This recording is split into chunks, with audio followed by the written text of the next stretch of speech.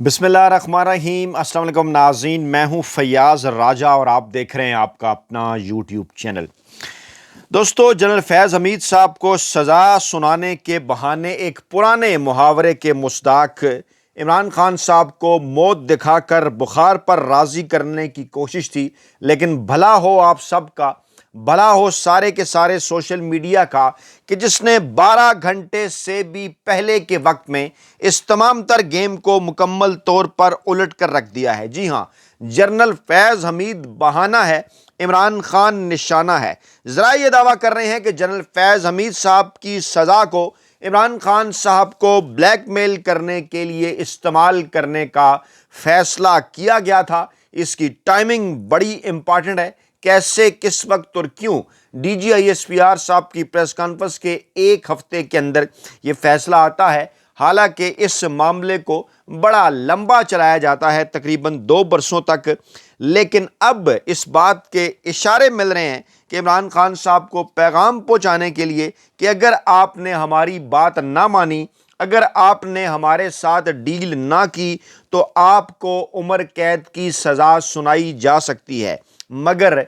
क्या कहिए कि इमरान खान साहब इस तमाम तर मामले को पहले से प्रीएम्प्ट करते हुए अपना आखिरी कार्ड खेल चुके थे। इमरान खान साहब का आखिरी कार्ड क्या था, इसके बैकग्राउंड के तौर पे हम आपको ये बता दें कि इमरान खान साहब ये बात समझ चुके थे कि जनरल बाजवा डबल गेम कर रहे थे। जहां एक तरफ मौजूदा army chief general Asim Munir साहब, जिन्होंने 30 अक्टूबर 2022 को रिटायर होना था, वो जनाब उनकी रिटायरमेंट डेट जो है वो जनरल बाजवा साहब की वजह से 27 नवंबर हो गई और उनकी गोटी बाजवा साहब ने इमरान खान साहब के खिलाफ सेट की थी। इमरान खान साहब को ये कहने के लिए कि आप मुझे तोसी दे दें, एक और तोसी, बसूरत दीगर आसिम मुनीर साहब आ जाएंगे। वो आसिम मुनीर साहब के जिन्हें बतौर DGISI आपने उनके ओहदे से हटा दिया था। इसी तरह से जो बाजवा साहब हैं, वो जनाब पूरी की पूरी नून लीग के सामने चेहरा रख रहे थे जनरल फैज़ हमीद साहब का कि आप मुझे एक्सटेंशन दे दें वरना आर्मी चीफ के तौर पर जनरल फैज़ हमीद आ जाएंगे। यानी इमरान खान साहब को इस बात से डराया जा रहा था कि जनरल आसिम मुनीर साहब आ जाएंगे, नून लीग को इस बात से डराया जा रहा था कि जनरल फैज़ हमीद आ जाएंगे, और इस मामले के अंदर जनरल बाजवा साहब अपनी एक्सटेंशन के लिए कोशिश कर रहे थे। तो क्या अब ये मामला जो कि सियासत के अंदर इन्वॉल्वमेंट का है, ये जनरल फैज़ हमीद साहब से आगे बढ़कर जनरल बाजवा की जानिब जाएगा और जनरल बाजवा से आगे बढ़कर उनके दौर के बाद नए आर्मी चीफ की आमद, नए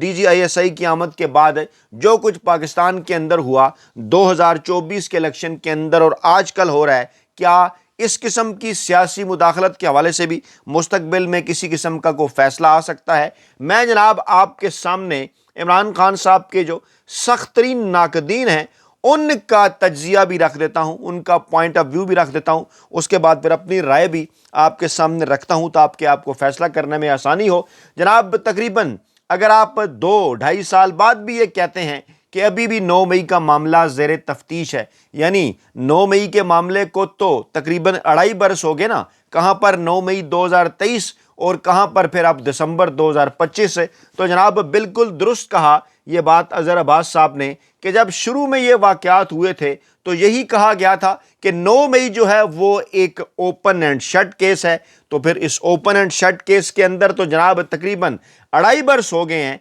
ऐसा नहीं हो सकता कि जब आप सियासी मुदाखलत की बात करें तो यह मामला सिर्फ और सिर्फ जनरल फैज़ हमीद तक बात रहे या महदूद रहे। दरमियान में किसी जगह जनरल बाजवा साहब का नाम भी आएगा और यही वो नाम है जिसके जानिब इमरान खान साहब ने अपना आखिरी कार्ड खेलते हुए, आपको याद होगा पिछले साल ही जब जनरल फैज़ हमीद साहब के खिलाफ कोर्ट मार्शल की कार्रवाई का آغاز کیا تو اسی وقت عمران خان صاحب نے کہا تھا کہ جنرل فیض حمید صاحب کو بھی کٹہرے کے اندر لایا جائے، بطور گواہ انہیں بھی پیش کیا جائے، جنرل باجوہ صاحب کو بھی کٹہرے کے اندر لایا جائے، انہیں بھی بطور گواہ پیش کیا جائے۔ یعنی عمران خان صاحب اس بلیک میلنگ سے، کسی قسم کے اس خوف کا عمران خان صاحب شکار نہیں ہوئے، اور وہ پہلے دن ہی سے یہ بات کر رہے ہیں کہ آپ جنرل فیض حمید صاحب کو بھی کٹہرے کے اندر لے کر آئیں، جنرل باجوہ صاحب کو بھی کٹہرے کے اندر لے کر آئیں، اور ان کے بعد آنے والوں کو بھی کٹہرے کے اندر لے کر آئیں، تاکہ پاکستانی عوام کے سامنے دودھ کا دودھ اور پانی کا پانی ہو سکے۔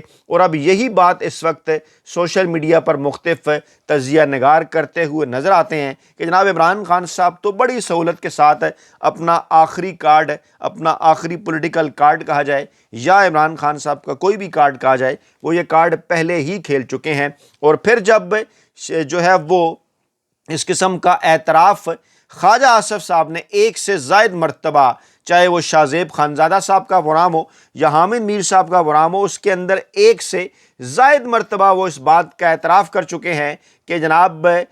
خفیہ طور پر جنرل فیض سے وہ جنرل باجوہ کے سسر کے گھر میں ملے تھے، اور وہاں پر جنرل فیض نے بڑے صاف الفاظ میں کہا تھا کہ we had enough of Imran, اور جنرل فیض حمید نے ان کو باجوہ صاحب کی ایکسٹینشن میں مدد کا کہا، اور بدلے میں پہلے پنجاب اور پھر مرکز میں حکومت بنانے کی آفر کی تھی۔ یہ سال 2019 کی بات ہے، یعنی چیزیں واضح ہو رہی ہیں کہ کون کس حد تک سیاسی معاملات کے اندر مداخلت کر رہا تھا۔ اور پھر عمران خان صاحب کے کزن، عمران خان صاحب کے ناقد، نون لیگ اور اسٹیبلشمنٹ کے قریب سمجھے جانے والے حفیظ اللہ نیازی صاحب کیا کہہ رہے ہیں کہ جنرل فیض حمید کی کہانی ختم نہیں ہوئی، کہانی کا ڈراپ سین نہیں ہوا، بلکہ یہ ایک بھیانک انجام کا آغاز ہے۔ اسٹیبلشمنٹ کا اصل ہدف ہے واضح طور پر بذریعہ فیض حمید عمران خان صاحب کو گھیرنا۔ آپ ذرا یاد کریں اس ویڈیو کے شروع میں بھی اور اس سے پہلے بھی ہم یہ بات آپ کے سامنے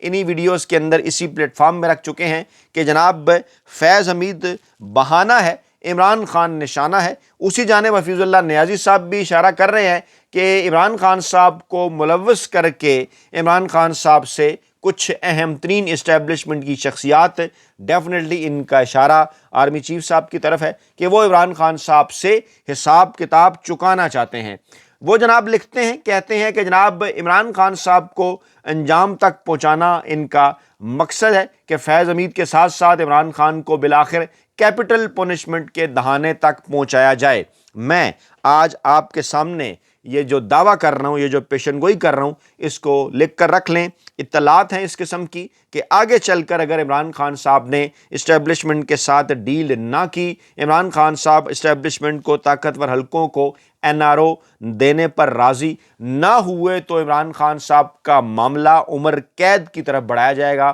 اور ان عدالتوں سے عمران خان صاحب کو عمر قید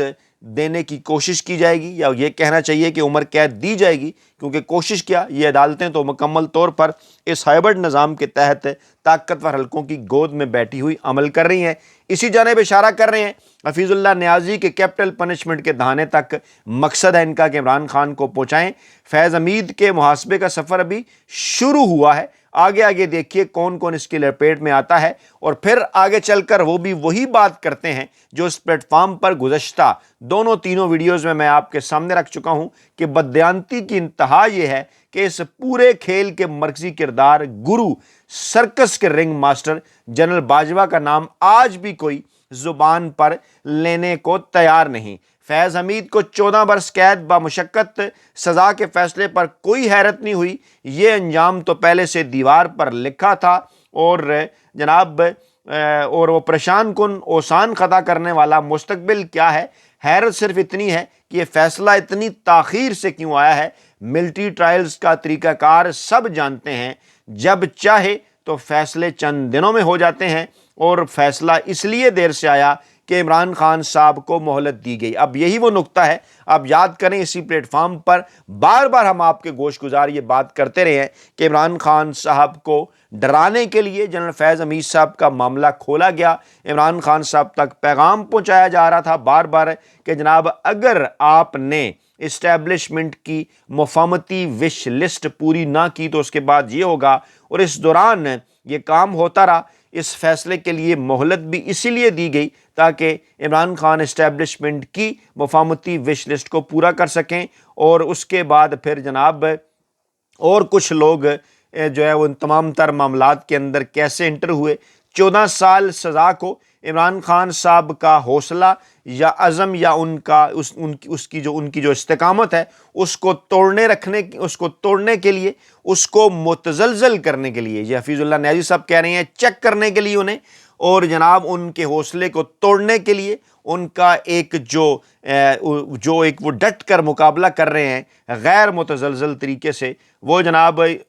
جو ہے وہ کوشش ان کی یہ ہے کہ عمران خان صاحب جو کہ اس طرح سے ڈٹ کر اس سارے عمل کا مقابلہ کر رہے ہیں، عمران خان صاحب کو ان تک یہ پیغام پہنچایا جائے، ان کو جناب متزلزل کیا جائے، اور بفرض محال اگر عمران خان پہلے ہی سر بکفن اپنی جان ہتھیلی پر رکھ کر اسٹیبلشمنٹ کو للکارنے پر تل چکے ہیں تو پھر شاید اب اسٹیبلشمنٹ کا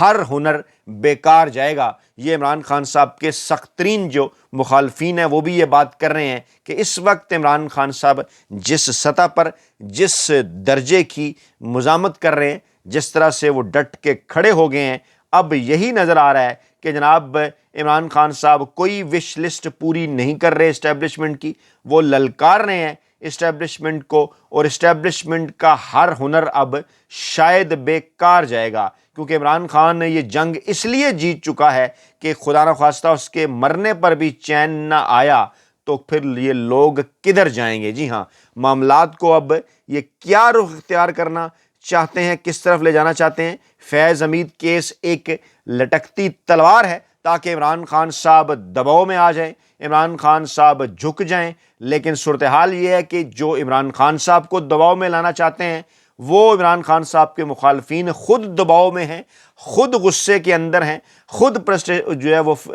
فرسٹریشن کی حالت میں ہیں، اور ایک لیفٹنٹ جنرل کا لائیو 1.5 گھنٹے بے قابو غصہ عمران خان صاحب پر، لائیو غیظ و غضب در حقیقت عمران خان صاحب کی جیت ہے کہ کس طرح سے فاسٹ بالر نے اپنے سامنے کھڑے بلے باز کو برا بھلا کہہ کر اس سے وہ حرکات کروا ڈالی جس سے فوج کی تاریخ ناواقف ہے، اور ان کی 14 سالہ سزا والا یہ حربہ بھی عمران خان صاحب پر ناکام ثابت ہوا ہے اگلے 12 گھنٹوں کے اندر، آگے چل کر بھی مستقبل میں بھی یہ ناکام ثابت ہوگا، کیونکہ اسٹیبلشمنٹ یقینی طور پر اپنا جو توازن ہے وہ کھو چکی ہے، اور انہوں نے غصے میں اگر عمران خان صاحب کو خدا نخواستہ لٹکانے کا سوچا ہے تو ان کے لیے یہ بڑا مشکل ہوگا، کیونکہ نہ اگلے بنے گا نہ نگلے بنے گا۔ یہ الفاظ حفیظ اللہ نیازی صاحب عمران خان صاحب کے لیے استعمال کر رہے ہیں، اور اگر بالفرض محال اگر طیش میں خدا یاد نہ رہا